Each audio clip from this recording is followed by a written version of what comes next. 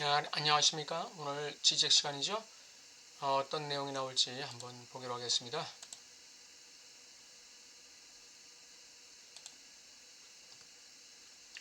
오늘은 불가능한 수행적 발화 첫 번째 시간이 되겠습니다. 언어 행위의 이론에서 벗어나는 측면은 무엇인가? 언어 행위에는 항상 미끄러짐이 있다고 그랬죠. 그것이 바로 실제적인 측면입니다. 언어 행위의 실제적 측면. 그래서 언어 행위는 실제 행위예요. 이미 오스틴의 경우 이렇게 말과 행위에 나타나는 수행적 발화, 진술적 발화의 대립에서 어떻게 옮겨갔느냐.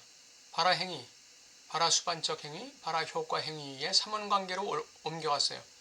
그리고 다양한 발화 수반 행위들의 분류로의 이행은 근본적인 막다른 길을 표시한다.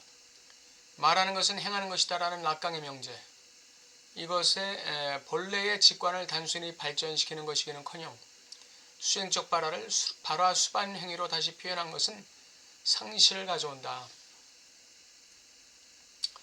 어떤 상실을 가져오느냐? 즉 완전히 순진한 독해 수준에서조차 우리는 이 이행에서 수행적 발화의 본질적 강조점이 사라지는 느낌을 피할 수 없다. 이게 이제 상실인데, 수행적 발화의 그 사라지는 부분, 그 상실되는 부분.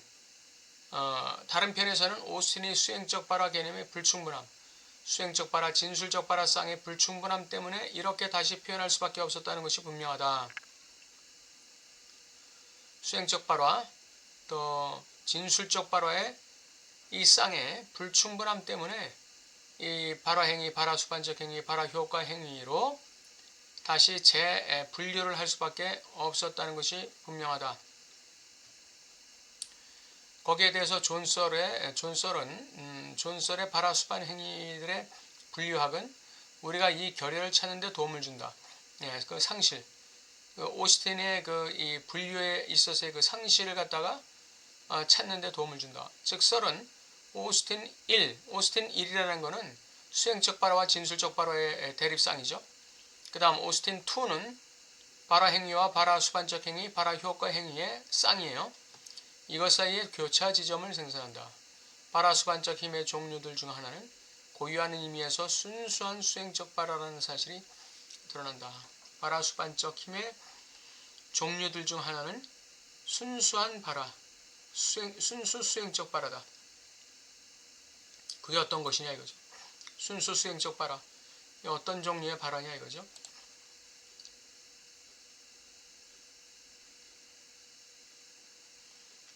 썰은 단어들과 세계 사이의 맞춤선을 바탕으로 그의 분류학을 발전시킨다.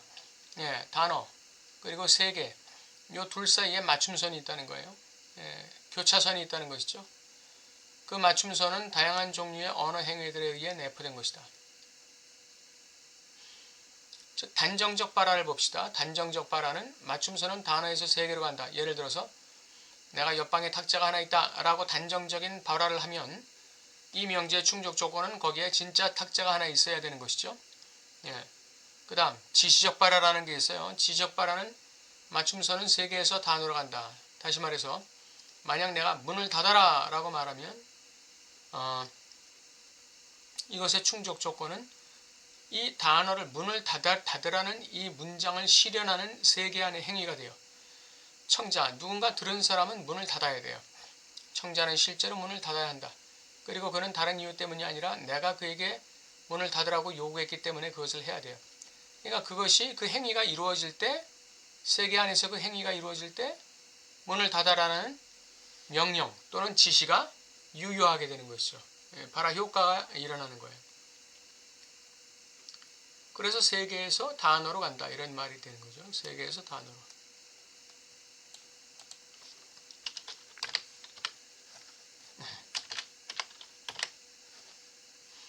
가장 까다로운 경우는 선언문이에요.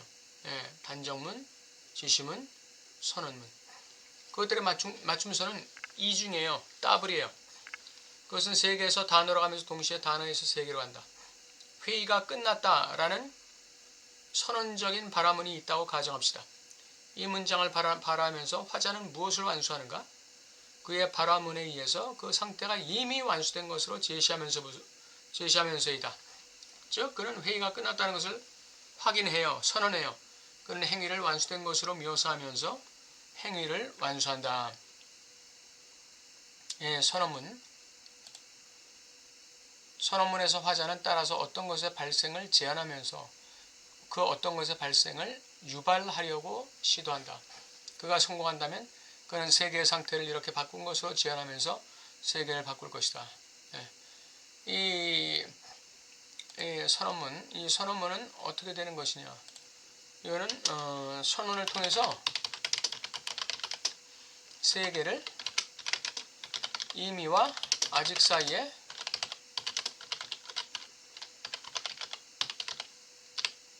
위치시키는 거예요.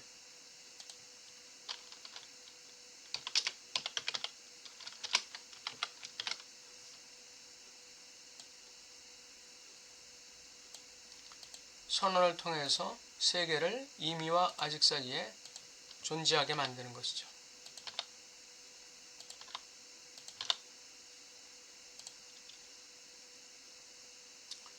따라서 어떤 것의 발생을 제한하면서 그 어떤 것의 발생을 우려하려 시도한다. 유발하려 시도한다. 그가 성공한다면 그는 세계의 상태를 이렇게 바꾼 것으로 제한하면서 세계를 바꿀 것이다. 물론 각 바라문은 그것에 고유한 바라수반적 힘에 의해 규정된 행위를 완수한다. 네, 그게 뭐 지시문이 됐던 명령문이 됐던 선언문이 됐던 그것에 고유한 바라수반적 힘에 의해서 규정된 행위를 완수하는 거예요. 그래서 바라 효과 행위를 하는 것이죠. 그러나 선언문과 예를 들어 지시적 바라 사이에는 결정적 차이가 있어요. 즉 문을 닫아라 라고 말하면서 나는 성공적으로 명령을 내리는 행위를 완수한다. 그러나 당신이 실제로 문을 닫을 일이 아직 남아있다. 반면에 회의가 끝났다고 말하면서 나는 단지 회의가 끝났다는 것을 공표했을 뿐인데 사실은 그 공표가 실제로 회의를 끝낸 거예요.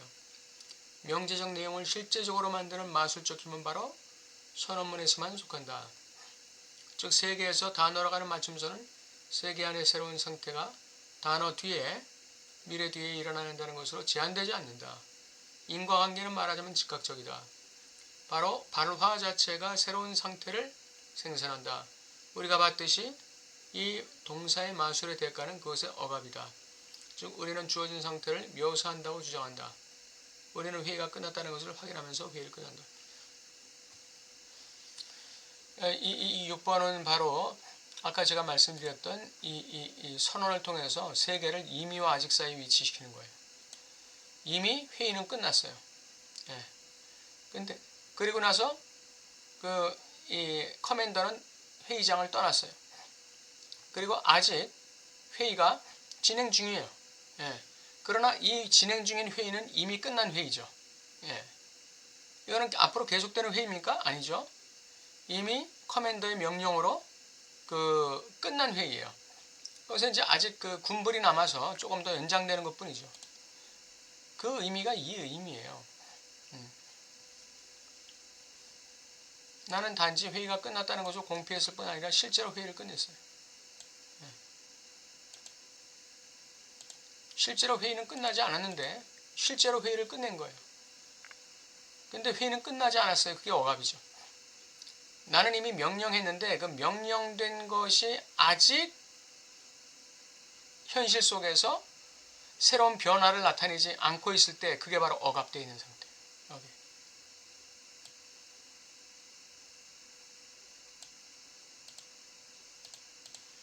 동사의 마술에 명령문의 동사의 마술의 대가는 그것은 억압이다. 왜? 명령한 즉시로 세계가 새로운 상태로 변화되지 않기 때문에. 그렇기 때문에 그 새로운 상태로 완전히 변화될 때까지의 그 시간 동안은 이 동사가 지금 어떻게 되어 있다? 억압되어 있다. 수행적 발화가 순수하기 위해서 그것의 명제적 내용 자체를 생산하는 언어 행위, 그것은 따라서 분열을 겪어야 한다. 예. 명령했는데 즉시 이루어지지 않아요. 거기서 분열을 겪는 거죠. 억압을 겪는 거예요.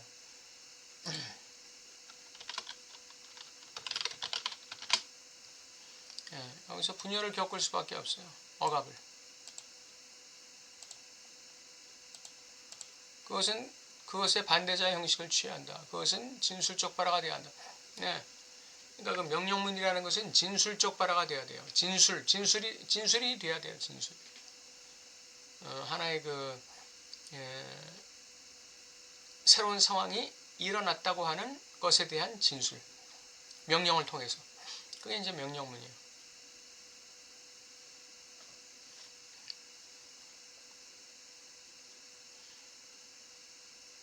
이 분열은 간접적 언어 행위에 대한 설의 이론에 나에게 소금을 건네줄 수 있어요? 라는 유형의 문장들을 연결시키는 일일 것이다.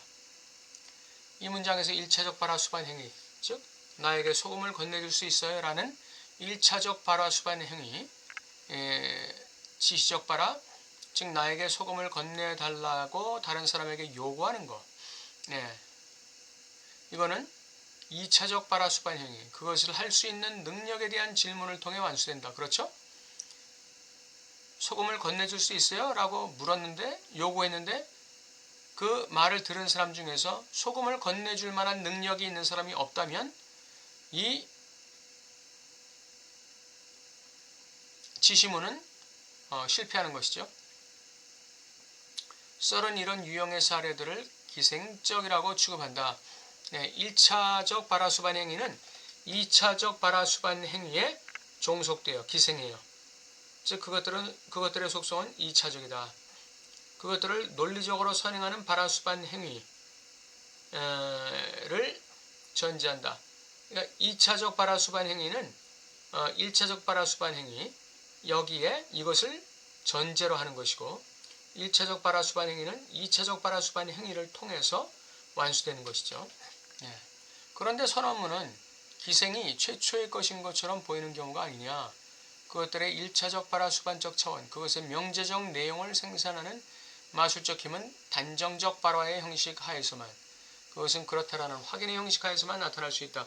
그러니까 이 언어의 마술, 이 단어의 마술, 이 명령이라는 단어의 마술, 이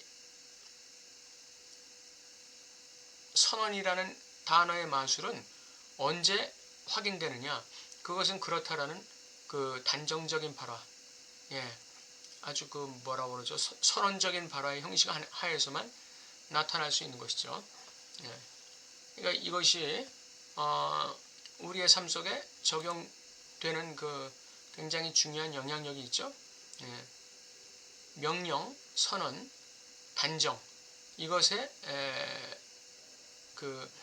단어의 마술적 힘이 얼마나 크다는 것을 우리가 삶 속에서 적용을 해봤으면 좋겠어요.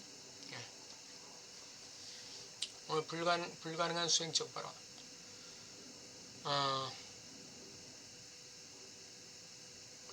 이 불가능한 수행적 발화라는 제목에 담긴 그 핵심적 의미는 요 다음 시간에 2에서 말씀드리는 걸로 하겠습니다.